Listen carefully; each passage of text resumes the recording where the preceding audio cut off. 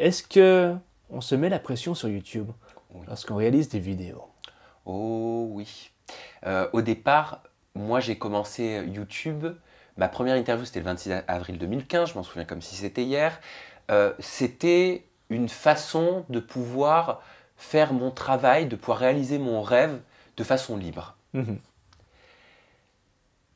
Et rapidement, en tant que youtubeur, tu te crées tes propres règles.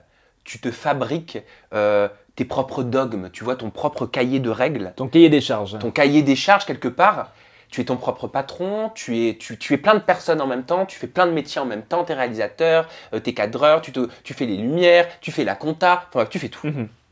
Et tu t'entoures aussi de gens. Enfin, le but est de s'entourer de gens de confiance pour pouvoir Avancer, progresser et développer tes et se projets. développer. Et c'est mon cas. Et je remercie toutes ces personnes avec qui je travaille. Tu dis être devenu une machine de guerre. Oui, parce qu'en fait, sur YouTube, tu rentres, que tu le veuilles ou non, tu finis par rentrer dans une course.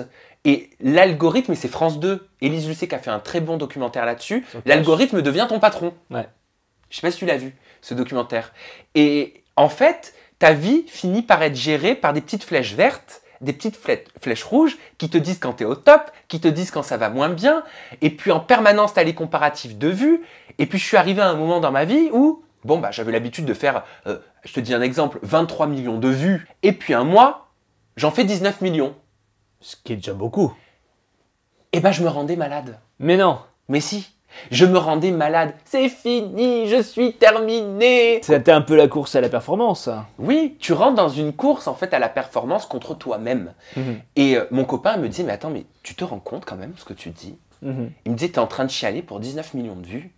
Mais réalise. Parce qu'on le rappelle, tu diffuses entre 3 et 4 vidéos par jour, jour. Qui représente 4-5 inédits par semaine. Ce qui est beaucoup. Ce qui est beaucoup. Mais encore une fois, moi j'ai commencé à une interview par semaine. Dès le début de ma chaîne YouTube, déjà tu avais une cadence. J'avais une cadence, c'était important. Tu as accéléré pour moi. cette cadence. Voilà. Après, arrive l'été, puis après je dis à Julien, avec qui je travaille, le caméraman, bah tiens, ce serait bien qu'on passe à 2 par semaine. Et l'année d'après, bah tiens, ce serait bien qu'on passe à 3 par semaine. Et l'année d'après, 4 par semaine. Mais comment veux-tu tenir ce rythme quand tu t'imposes un rythme effréné pareil? J'ai l'impression que YouTube est devenu une obsession pour toi. Oui. C'est vrai? Je le dis dans le livre, ça va mieux hein, depuis l'écriture de ce livre parce que je considère que je suis en sevrage. Mais je peux le dire, j'ai longtemps été drogué à YouTube, drogué à ce travail que j'ai découvert sur les réseaux sociaux. Est-ce que ta vie privée en a pâti?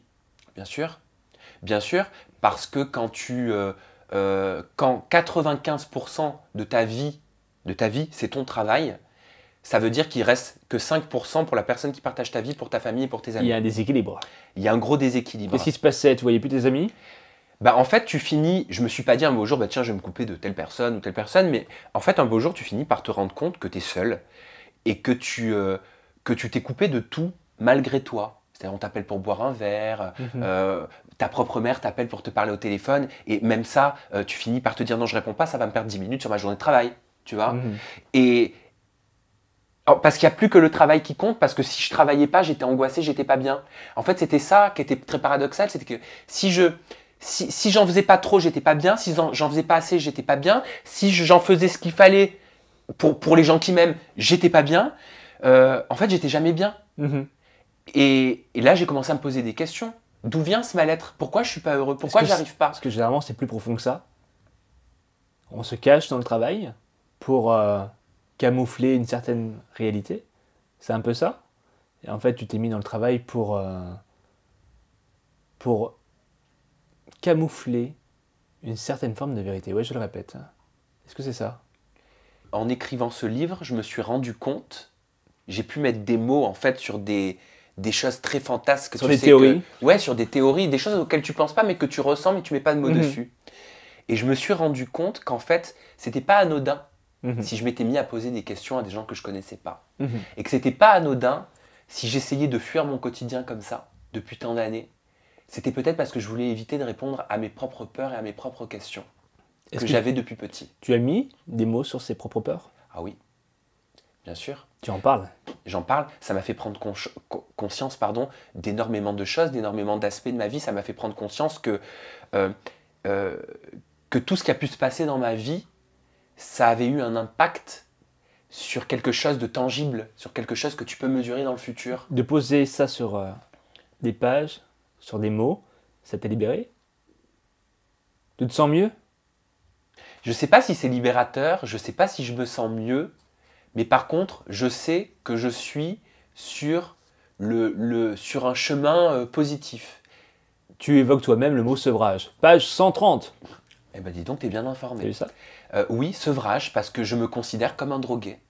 Je me considère vraiment comme un drogué. C'est-à-dire que quand tu as cette accoutumance, quand tu as ce truc de... Si tu travailles pas, si je suis pas derrière l'ordinateur, si je suis même en vacances, hein, même à Noël, à mon anniversaire, l'été, tout ce que tu veux. T'as un manque. Oui, je ressens un manque, je suis pas bien. Et de toute façon, mon cerveau, il décroche jamais. Je pense tout le temps à ça, tout le temps à ce qui va se passer.